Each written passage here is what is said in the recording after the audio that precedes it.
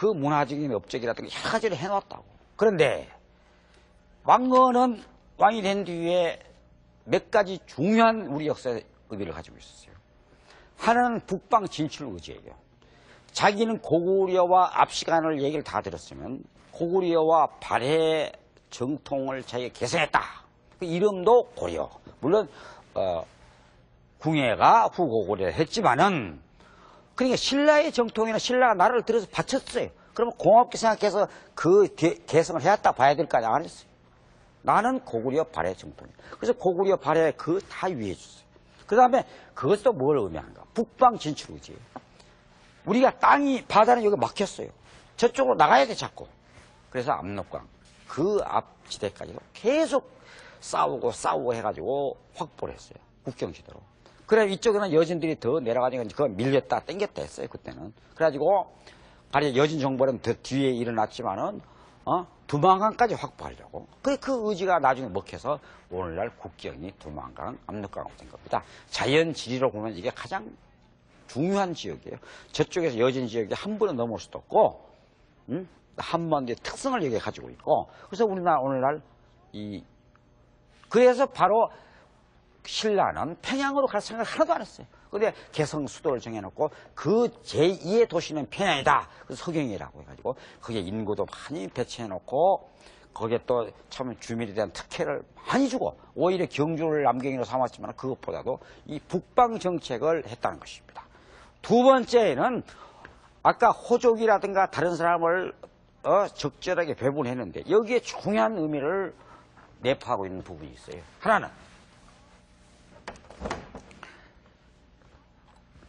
물론 그 당시 왕건이는 아니지만 그 밑에 광종시대에 왔지만 과거제를 고려가 실시한 겁니다. 신라는 앞에서 얘기했는데 전부가 귀족사회예요.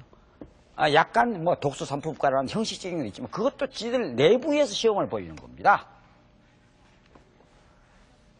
과거제라는 것은 물론 거기에 차별이 있어요. 거기에 아주 천민, 종이라 이런 사람들은 시험 못 보게 돼 있어요. 근데 그건 신분사회지 그런데.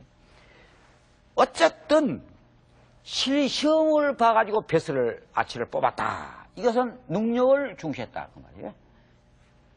그래가지고 중국의 과거제를 도입해가지고 시험 과목이 어떻게 됐다. 이런 건 이제 여기엔 따질 겨를이 없어요. 보였어요. 그러니까 귀족 신분도 제1급 귀족도 머리가 안 돌아가서 못 나면 저기 떨어지는 거예요. 또 저 밑에 평민도 머리가 조금씩 합격하는 거예요. 이것이야말로 봉건 서양 중세 유럽에도 봉건 지주들이 전부 저렇게 안 했어요. 지 마음에 드는 놈 골랐었어요. 일제가 들어와서 과거제 다음에 일제가 고등문관시험, 보통문관시험 했고 그게 약간 중단되는 고등고시는 그대로 있었지만 박정희 씨 5급 공무원 처음으로 실시한 겁니다. 그런 것은 우리 가지고 있는 전통이에요. 그러니까 5급 공무원에서 시골 농고 출신이라든가 상고 출신 이런 사람들이 합격하는 거예요. 그럼 동등한 자격으로 대학 들어온 놈이 나면 그 합격하면 인정해 준단 말이에요. 이게 과거의 전통인 것입니다. 이걸 한 거예요. 이때는 귀족들의 특권이 점점 묽어져 가죠. 평민들이 등장할 수 있는 계기를만 이게 나중에 과거제가 물러나집니다. 원래 제도라는 게 아무리 좋아도 오래 가면 물러나. 이것도 실시한 것입니다. 그래서 고려 사회를 신라진 귀족제, 골품제 사회가 아니고 관료 사회라 보는 것입니다. 아주 획기적인. 또 아까 북방 의제와 관계돼가지고 정통으로 얘기하면은 완전하게 통일이 아까 신라 후기 신라 또 발해 남북국 얘기했잖아요. 또 신라는 그 대동강 건너를 못 갔다고. 그러나 왕건의 고려는 어쩌습니까? 아까 말한 대로 두만강 그쪽하고 압록강을 확실하게 했고 이렇게 확보했단 말이에요. 그래가지고 북방 의지. 그래서 정식으로 삼한일통이에요. 통일을 했다는 거예요. 최초의 완전한 통일 국가입니다. 그러면서 중앙집권제 사회를 만든 겁니다. 중앙집권, 지방분권은 근래에는 지방자치제가 중요할지 몰라도 그때는 안 그래요. 말 안 듣는 것은 좀 패야 돼, 어느 정도는. 그러니까 집안에서 따로따로 놀다고 호족 나도 놀고 너도 놀고 그러면 이거 어떻게 돼? 그 분국이 돼버린 거예요. 나는 이렇게 나라 만들고 이거 원래 혼란시에 그렇게 했잖아요. 이건 통일권은 그때나 왕권이 전제 왕권이 강력해야 되는 것입니다. 다만 전제 왕권의 도덕성 민중을 어떻게 위하는가 질게만 잘 사는 귀족 위주의 사회가 아닌 것 이것이 더 주문해야 되는 것이지 그것에 민주방식으로 하자 투표로 하자 투표는 무슨 놈 투표해 그때 투표도 안 되고 말도 안 되는 소리예요. 그때 강력한 정의를 위한 그런 통제력이 필요하다. 그래서 고려가 관료사회 중앙집권사회의 기초를 만들었다. 그래서 역사에 발전하는 겁니다. 그래서 조선시대에 들어서는 더 강력한 중앙통제 집권제 사회가 된 것이죠. 그래서 이것을 만들어낸 사람이 우리가 왕건이다.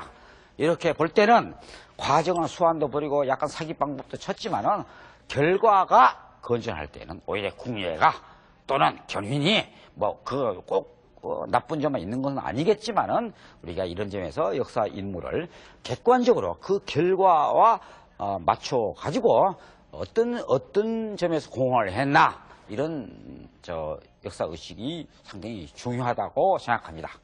그래서 저는 여러 이론이 있지만은 왕건도 저는 정치가들을 아주 미워하는 쪽인데 왕건은 아주 존경하는 인물의 하나입니다. 네, 이 다음 시간에는 마지막으로 공민왕과 신돈에 대해서 이야기를 나눠보도록 하겠습니다. 자, 감사합니다.